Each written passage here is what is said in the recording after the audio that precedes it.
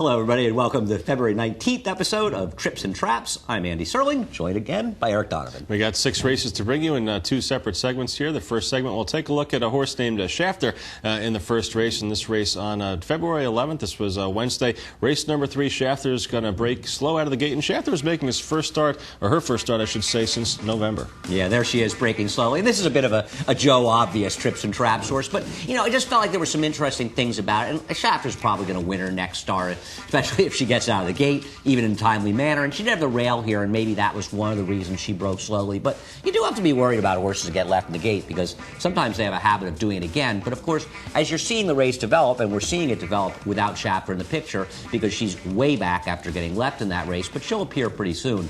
This race was won in the front end by Megadee, who might have been the best horse anyway in the race, but she was able to absolutely dictate the way the race was run. What's sort of interesting is the horse who finishes third, and a close third, is sitting 5th right now, and the horse who finishes second, Shaer, is actually 6th. The chaser tired here. It was not a particularly fast pace, but Megadee, as you can see in the front end, is just having it her own way. Yeah, absolutely. Going control pace here, 23-2, 46-4, and we see the number 1 Shaer get back on the screen there, about 4 wide as they turn for home, and just totally up against it pace-wise in this race, but does make a very good rally here to be second. Misses by 2 lengths in the end. Yeah, absolutely. She makes a really good run to be second. The other thing is you'll notice, you can see the horse who ends up third here, Jet Setting, who's on the inside, number 3, and Shaer's making the big outside move. Now, it appears here Shaer actually may almost threaten the winner. Now, the winner has so much the best of it, that doesn't really happen. But, of course, Jet Setting actually almost catches Shaer for second. No one should ever be confused by this. There's no way. Shaer ran lengths better than Jet Setting did in this race, and if the two of them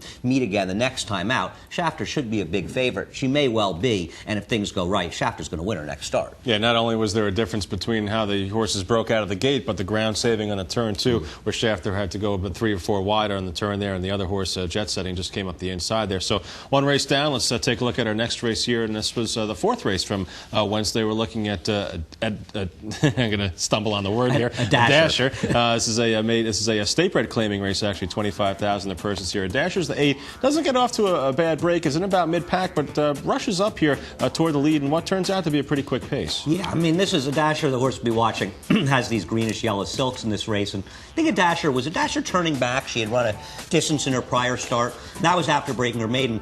What I found interesting was when she broke her maiden, she was able to come from last. In a race that kind of collapsed, and she got a very good ride in there. The time before that, she had been near the pace and ended up backing up to last.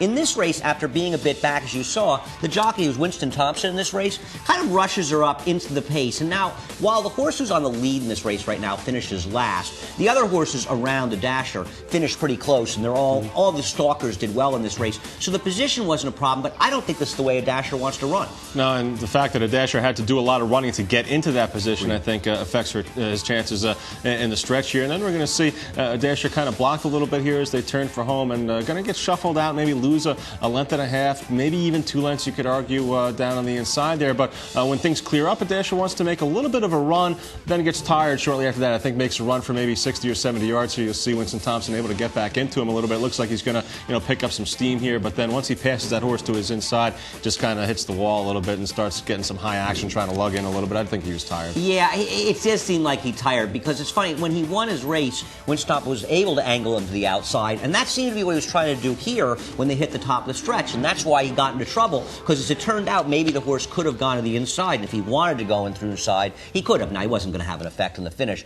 but he did get in that trouble in there, and I'd love to see Adasher get into a sprint next time where there's some real pace in there, and he could get a more patient ride and settle back there. He's okay, and this race will make him look worse than he is. Yeah, and he was well spotted in that race, too. I think he was, in for the 25,000 state breds. We've seen some of those races pop up here later on in the winter. I'd imagine that's the right kind of spot for him. The time before that, he was going long at an allowance, so just in over his head there. So spotting is going to be key here for Adasher. 1 more race here to do, and that's the 8th race from Wednesday. All the races from this segment here on Wednesday. We're looking at the 3-horse Pedu and the 5 Labadil, who went off the favorite here. Looked like Labadil was going to make the lead easily, but things changed pretty quickly. Yeah, it's kind of odd. And there you see Labadil in the yellow silks with the pink hat on the front end, and actually Pedu is right behind her. Now, she was going to be more of a stalker in this race, and Ramon Dominguez ends up getting into some trouble with her. And I don't think it's any fault of his, because what happens is you have to believe that the favorite, Labadil, has got the lead, is going to clear off. She's an absolute need-to-lead speed.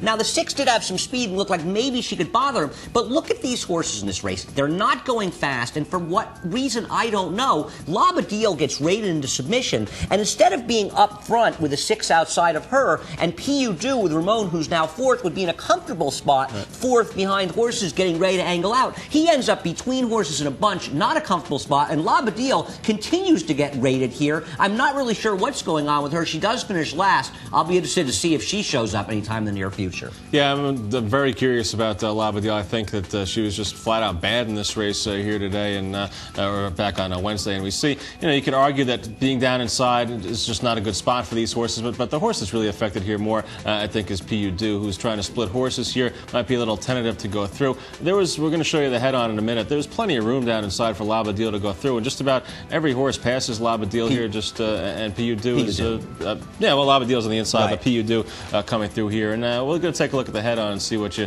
think about the head-on shot here. Well, I have an opinion on this. Okay. I do realize she could have gone between horses and she had the room, but the reality is that some horses are chicken to do this, and the other thing is that in general, while it's good to save ground on turns and angle out, most of the time the best way to ride a horse rallying in the stretch is to try to go around horses. Now, she clearly has room late and should have been able to go through there, but some horses just don't want to do it, and I think that Pedu had already almost given up considering what had happened earlier, and if Pedu was able to angle the outside in the clear in the stretch, now I'm also saying if she had gotten a perfect trip, but I think she probably would have won this race, and if things develop in the right way, Pedu's a horse that was in good form for her last race. I expect her to win her next race if she's given even a fair trip. And Labadil, even though you didn't agree with the ride, you're staying away from next time. Yeah, I mean, I wonder if the ride was sort of ill-advised, or if maybe there's something wrong with her, because, I mean, she did finish last in this race and put up no fight. On the other hand, she's a committed, confirmed speed horse.